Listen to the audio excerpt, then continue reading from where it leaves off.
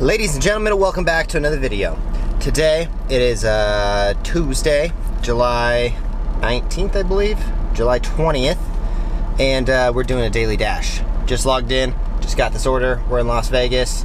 3.8 miles for $6.50. I will take it. It says there's a failed to, oh, there we go. Okay, it worked this time. Anyways, all right, starting off, gonna make $6 real quick. So today's goal is to drive to the gym. That's all my goal is today. Basically, I'm taking a day off, but I wanted to do a quick daily dash while I was back in Las Vegas. And damn, it's so hot here. It's like a freaking microwave oven. I'm like, man, kind of already missed Reno. I've only been here for a day, and I'm like, damn, I kind of want to just go back to Reno. It is like 105 degrees right now, which apparently isn't that hot compared to how hot it has been previously. So anyways, all right, be right back. We're going to drive over there and I will resume this dash as soon as my car cools down, because I'm literally dripping sweat. All right, let's go. All right, so today I'm talking about a lawsuit that's going on in San Francisco, where San Francisco basically put on permanent price controls for delivery companies like Doordash and Grubhub to be able to charge restaurants. So basically what happens is, if you guys don't know, if you're new, DoorDash charges restaurants a percentage of the order, so that way because they're making it more convenient for restaurants to get more orders, and DoorDash doesn't like to charge the customers, and they're trying to get these fees, like delivery fees, as low as possible, they take a percentage of the restaurant's commission, which in my opinion is not cool, because restaurants already operate on very small margins and they are basically doing all of the work. DoorDash is just a technology app that makes it convenient, and there's very little employees and overhead costs that DoorDash has aside from paying their drivers, when they should be charging the customers for these orders. And it's just like, again, I've said this so many times, but delivery companies are trying to make it as low as possible for a customer to have to order DoorDash, you know, like that. You see these $0 delivery fees. In my opinion, that's just a bad business model, and they're trying to keep up with their bad business model, and San Francisco's like, no, I'm not having it. Well, in June, San Francisco has distinction of being the first city in the country to pass a permanent cap on delivery fees. Interesting. Normally I probably would disagree with these kind of business caps and stuff, but in this case, these delivery companies just don't have a good business model, and they need to fix it and stop trying to make people feel like they can get their deliveries for free, you know? Like, dude, this is a luxury service. I've said this many times before. If you want to order DoorDash, you should expect to pay an actual delivery fee of $10 at least. Anyways, so Grubhub and other, okay, wait, and let me just touch this again. If you're gonna lose your customers who aren't willing to tip anyways, who gives a damn? Do you really want those kind of customers anyways? Come on, if you expect to not tip your delivery driver at least $10 or so, don't order, go get your own damn food. But okay, anyways, so DoorDash and Grubhub are suing San Francisco over the permanent delivery fee cap. Really? I don't know. I think it's stupid, but okay. Many cities have put temporary emergency measures in place during the pandemic. First of all, DoorDash and Grubhub, dude, without the restaurants, then you guys don't have a business. Second of all, obviously, if they are struggling and they can barely make enough to get by, and you're taking over here 15% of their business, clearly it's not going to work for them. So, especially in places like San Francisco. San Francisco is ridiculous. Think about the rent costs and all the things that these restaurants have to pay for their, everything is so insanely expensive in San Francisco. It's not like the restaurants have a bunch of money left over. Restaurants, if you guys don't know, operate on very, very small delivery margins. Okay, and I'm picking up this order. I'll be right back. Okay, so after reading this, I think that it is appropriate for San Francisco to pass something like this, because San Francisco's probably the priciest place. I mean, New York's pretty far up there, but San Francisco is at the top of how most costly places to live and operate a business. Like, I think I read once, San Francisco is like the worst place for entrepreneurs to start a business. And it makes a lot of sense. All right, we're picking up this order from Don Thor Taco, my favorite place to go get food when I'm drunk. Okay, so what else? 15%, that's already a lot, DoorDash. Like, you're charging 15%. I mean, what is that? Probably like an average of $2 to $5 if you're considering, like, I don't know, small orders. Average orders probably like 25, 30 bucks or so. So you're already making money there. You gotta charge the customer more than $3. That's just, it's just ridiculous. That, like, it should be a $10 delivery fee charge. I think that's fair. $10 delivery fee. DoorDash, you can take $4, give the driver $6, and then plus tip. Problem solved, dumbasses. Anyways, obviously, there's probably more to that, or more to this that I don't know and I don't understand. I'm not saying I'm the best business owner and stuff, but clearly, we see all these things about how these companies are not profitable. What's the problem here? If I'm like, yeah, I buy my shoes from my manufacturer at $20, but I have to sell them at $18 because that's what the market values them at, is $18. Obviously, then it's a failing business model. Like, if I'm selling them for less than I pay. All right, just dropped off the order. I love when the customers come out and pick up the food. He was like literally standing by the street, like already ready.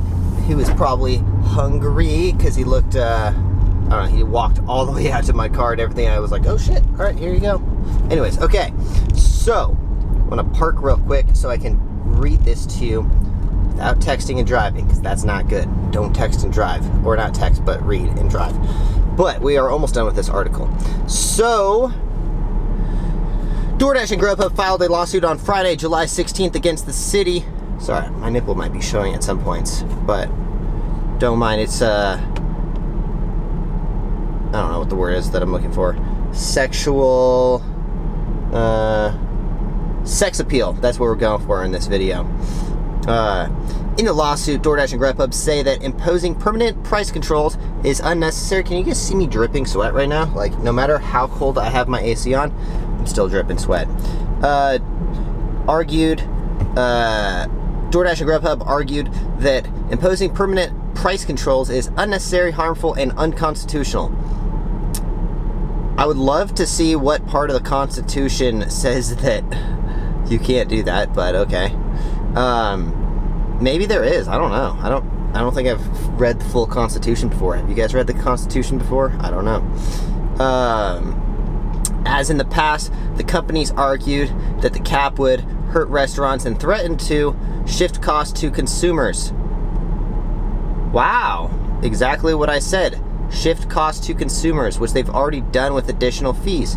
DoorDash is headquartered in San Francisco and also owns Caviar, while Grubhub is based in Chicago. Both DoorDash and Grubhub have published company blog posts, and DoorDash even designed multimedia infographic, which seems to be aimed at educating customers on price controls or price fixing, which is messaging the company is using now. The city of San Francisco passed hasty, detrimental, and unconstitutional. That's I don't know if it's unconstitutional. Unconstitutional price controls, which leaves us no choice but to resolve this matter in court. Spokesperson for DoorDash said not only do the permanent price controls violate U.S. and California constitutions, I don't know, maybe it does, I guess. They probably know more about the Constitution than I do.